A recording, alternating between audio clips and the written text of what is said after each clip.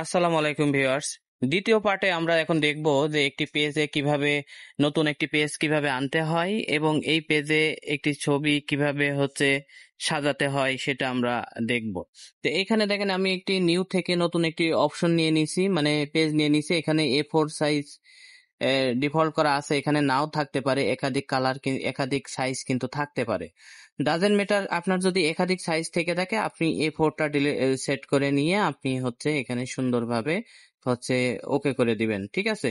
তো এই ছবিটি আমি এই A4 একটি পেজে সাজাবো। এখানে উইথ হাইট এগুলো আছে, পিক্সেল, ঠিক আছে, এগুলো আছে। এগুলো একটু সাইজ করবেন নাকি মিলিমিটারে পরিণত করবেন নাকি সেন্টিমিটারে করবেন নাকি ইঞ্চিতে করবেন, এটা অবশ্যই দেখে নেবেন। তা আমি এখানে সাজেস্ট দেবো যে এখানে দেখেন অনেকগুলো অপশন আছে, ঠিক আছে। এক এক করে সবগুলো দেখে নেবেন। আপনার যেটা প্রয়োজন সেটা আপনি এখান থেকে খুব সহজভাবে ইউজ করতে পারবেন। তো এখন মূলত এখানে দেখেন RGB কালার আছে, ঠিক আছে। তারপরে কালার মোডে যে অনেকগুলো অপশন আছে, সবগুলো আপনি যদি যদি একদম ফটোশপে নতুন হন সবগুলো একটা একটা করে দিয়ে আপনি প্রথম অবস্থায় চেক করবেন যে আসলে কোনটাই আসলে কেমন ব্যবহার, ঠিক আছে। আমি তো ভিডিওর মাধ্যমে সবকিছু বলতেছি, তারপরও আপনারা একটা একটা করে দেখে এভাবে শিখে নেবেন।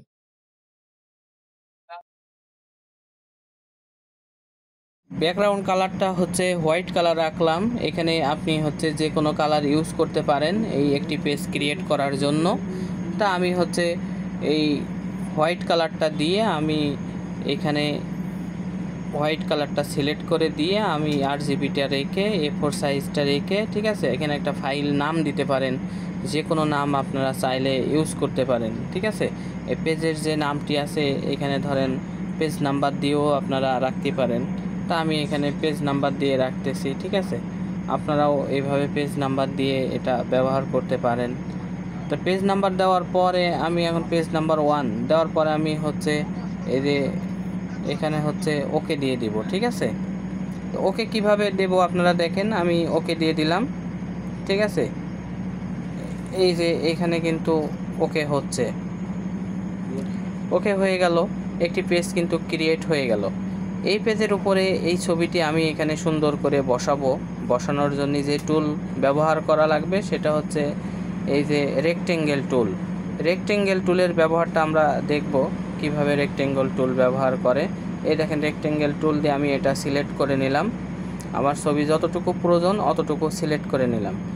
এই জন্যই রেক্টেঙ্গেল টুল ব্যবহার করা হবে। এটা এই যে মুভ টুল দিয়ে আমি এটাকে এখান থেকে কপি করে আরেকটা উপরে নিয়ে আসবো। পোস্টার বা কোনো কাজের জন্য আপনার এই রেক্টেঙ্গেল টুল ব্যবহার হয়ে থাকে।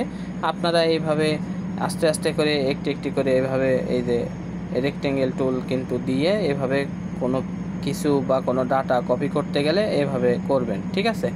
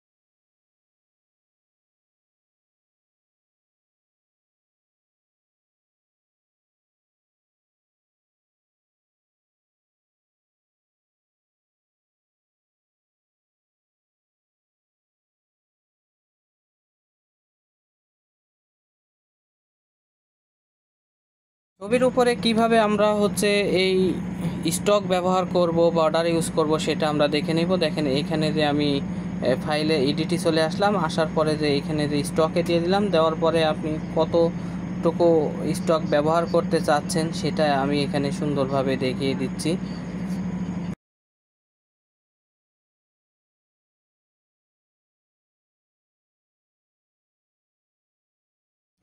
স্টক ব্যবহার করার ক্ষেত্রে আপনাকে অবশ্যই মনে রাখতে হবে এখানে যে উইথ এবং হাইট কালার, কোন কালারের স্টক আপনি ব্যবহার করতেছেন এটা আপনাকে অবশ্যই খেয়াল রাখতে হবে, ঠিক আছে।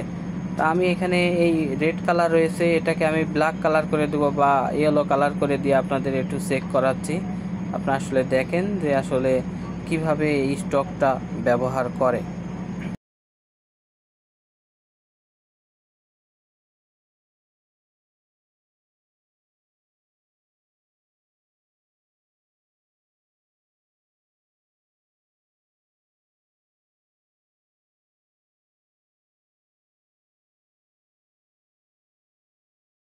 এখানে স্টক কিন্তু ব্যবহার হয়ে গেছে, কিন্তু জাস্ট স্টকের যে ইয়েটা উইথটা একটু বাড়াই দেওয়া লাগবে, পরিমাণটা একটু বাড়াই দেওয়া লাগবে। দেখেন স্টক কিন্তু ব্যবহার হয়ে গেছে। আপনারা চাইলে এইভাবে স্টক ব্যবহার করতে পারেন, ডাজেন্ট ম্যাটার, ঠিক আছে, না বের করলেও সমস্যা নেই।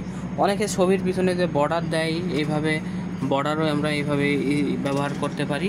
দেখেন এইখানে কিন্তু ডিজাইন হচ্ছে এইভাবে, বিভিন্ন কালার এক এক করে সেট করে দিয়ে আমরা এইভাবে ডিজাইন করতে পারি এই রেক্টেঙ্গুলার টুল ইউজ করে।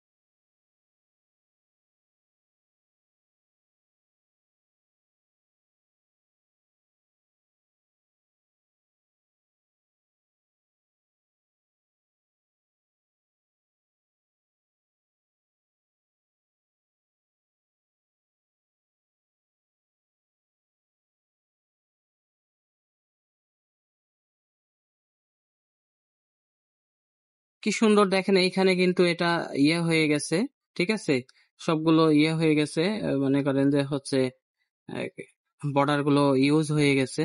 তা আপনারা চাইলে এইভাবে পার্ট টু পার্ট এইভাবে দেখে নিতে পারেন, ঠিক আছে।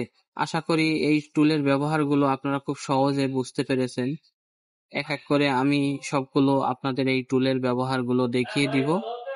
তো আজকে দেখালাম কিভাবে রেক্টেঙ্গেল টুল ব্যবহার করতে হয়, ঠিক আছে। এর পরবর্তী আরেকটি টুল নিয়ে আপনাদের সামনে আমি হাজির হব, ঠিক আছে। তো আজকে যা শিখলেন আসলে আপনারা ট্রাই করেন, নেক্সট পরবর্তী ভিডিও নিয়ে আসবো। সবাই ভালো থাকেন, আসসালামু আলাইকুম।